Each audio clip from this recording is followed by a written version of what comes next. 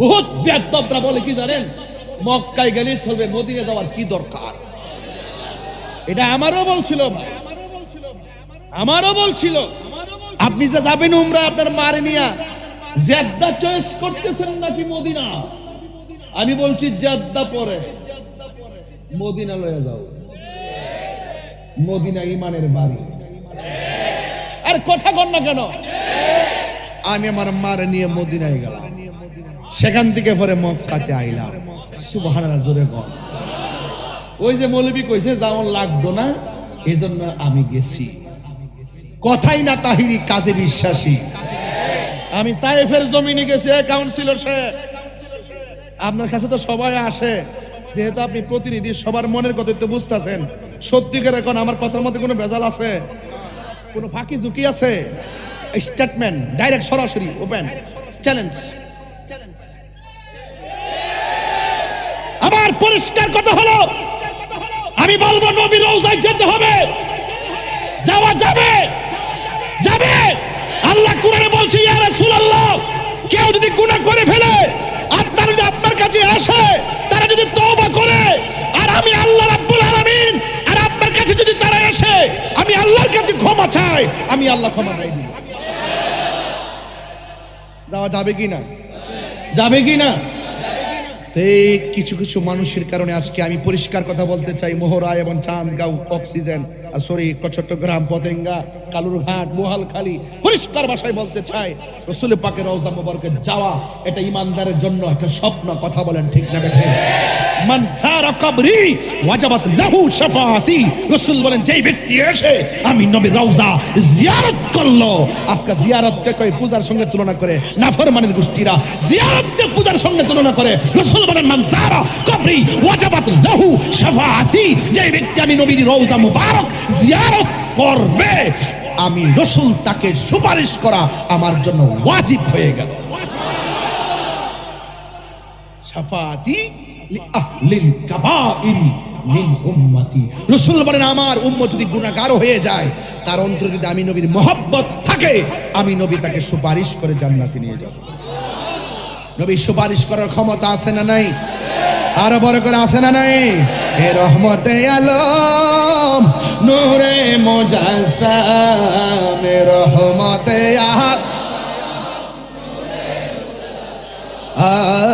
সাহাবীরা আতর বানাই।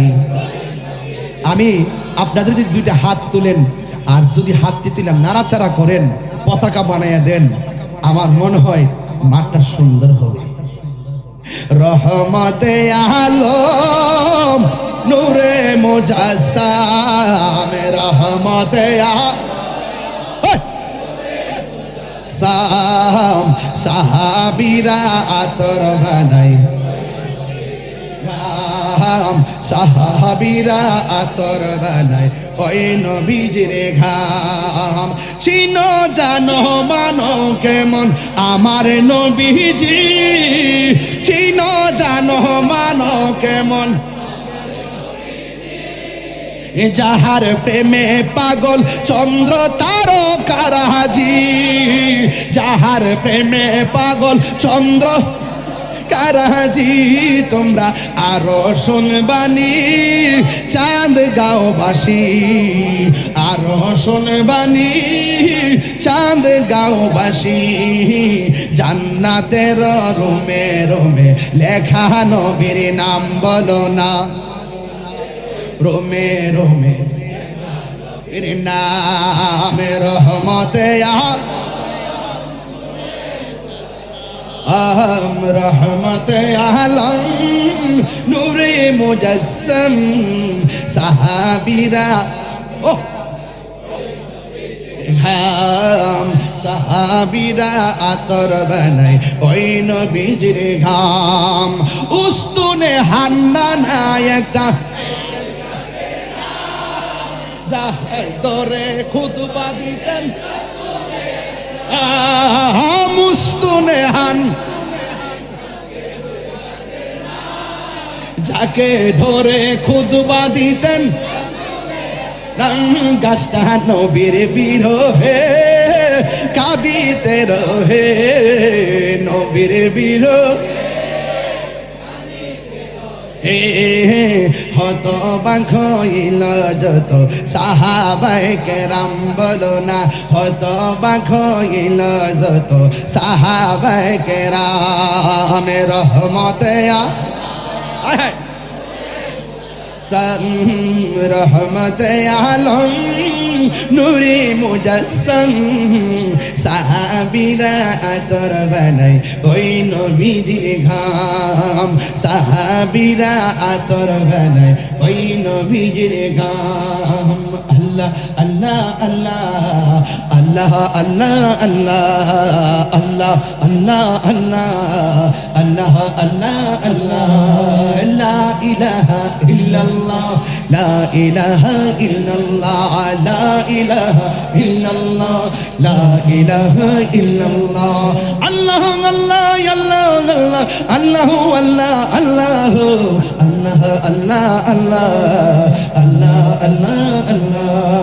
সুবহানাল্লাহ কইতেন না?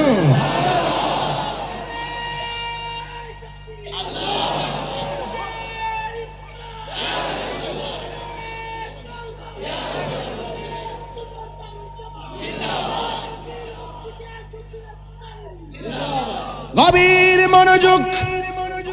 কষ্ট হচ্ছে আপনাদের? বাড়ির কথা মনে পড়েছে। নবীর প্রেম যেখানে, বাড়ি কি সেখানে থাকতে পারে? বাড়িঘর ছেড়ে দিব যদি নবী তুমি পলকে জীবন দিয়ে দেহ, যদি নবী তুমি চাও। ওগো আর জি আমার এই জীবন একবার দেখা দাও, বলো না ইয়া রাসূলুল্লাহ, বলো না ইয়া হাবিবাল্লাহ। ঠিক না বলো?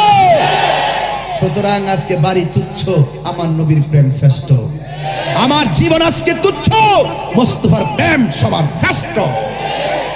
নবী আমার ডাক দিয়ে বলি, আল্লাহ এত সুন্দর জায়গা, আল্লাহ আমার উম্মতের কথা মনে হয়ে গেছে, এবার আল্লাহ রহমতের দরিয়ায় জোশ মারছে। সুবহানাল্লাহ কোনটা গেলে গে নবী সনম বাড়াইছে কেডায়? আল্লাহ দিয়েছে নবীকে সম্মান, ডাব্লিউর হিংসাই হবে কি? ডাব্লিউ বুঝেছেন আপনারা? এটা কে বানাইছে? তাইর হুজুর। এটা আবিষ্কার করছি ডাব্লিউ।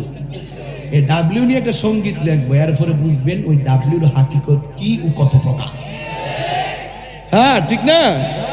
রাগ করেন না। ডাব্লিউ হইলো এটা এখন বলবো না, পরে মানে বুঝা ফেলাই।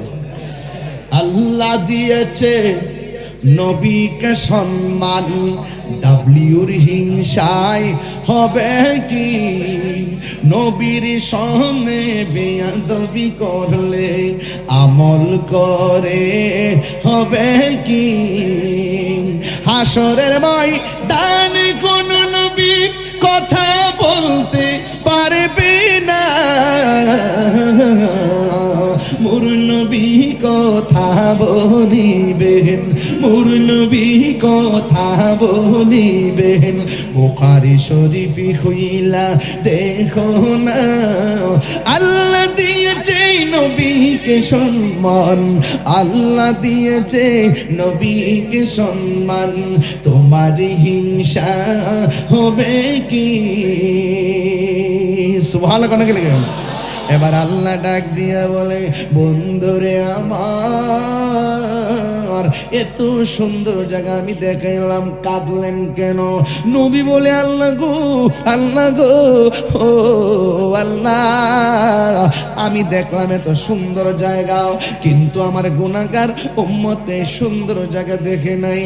আমার উম্মতকে এত সুন্দর জায়গা দেখা থেকে কি বঞ্চিত হইয়া যাবে গো আল্লাহ? আমার যখন উম্মতের কথা মনে হইয়া গেছে, আমার চোখের পানি মুবারক আর ধরে রাখতে পারি নাই। আল্লাহ বলে, বন্ধু আমি আপনার সন্তুষ্টি কামনা করি, কুনতু কানজান মখফিয়ান, আমি আল্লাহ তো ছিলাম গুপ্ত ভান্ডার। ও বন্ধু গো, আমি আল্লাহ আপনাকে সৃজন করেছি, সৃজন কইরা আপনার মাধ্যমে আমার জাতকে প্রকাশ করেছি। ও বন্ধু গো, ও বন্ধু, আমার নবী হইল আমার আল্লাহর সাক্ষী। নবীর কথার দ্বারা আমরা আল্লাহকে এক বলে বিশ্বাস করেছি। নবী বলেন আনা মেরাতুল্লাহ, আমি হইলাম আল্লাহ দেখার আয়না। ও বন্ধুরি, আপনার এত উপরে আনলাম, আপনি কালিমুল্লাহ নন, আপনি Habibullah. What is the difference between Kalim and Habib? Habib এবং কালিমের মধ্যে পার্থক্য কি? কয় কালিম হলো তিনি যিনি তুর পাহাড়ে যাইয়া কই রব্বি আরনি, প্রভু দেখা দাও, রাব্বি আরনি, প্রভু দেখা দাও। আল্লাহ বলে লাম তারানি, কখনোই দেখতে পারবা না। নুফি তাকিদ বলান দারফিল মুস্তাকির মারহুন আর গে না যুবক ভাইরা আনলান কাই ইজান নাওয়াজ সেবালিল মোজার মনে আসিনি বাবা। ও আমির ডাবলি বুঝাইতাম চাইতাছে আর কি।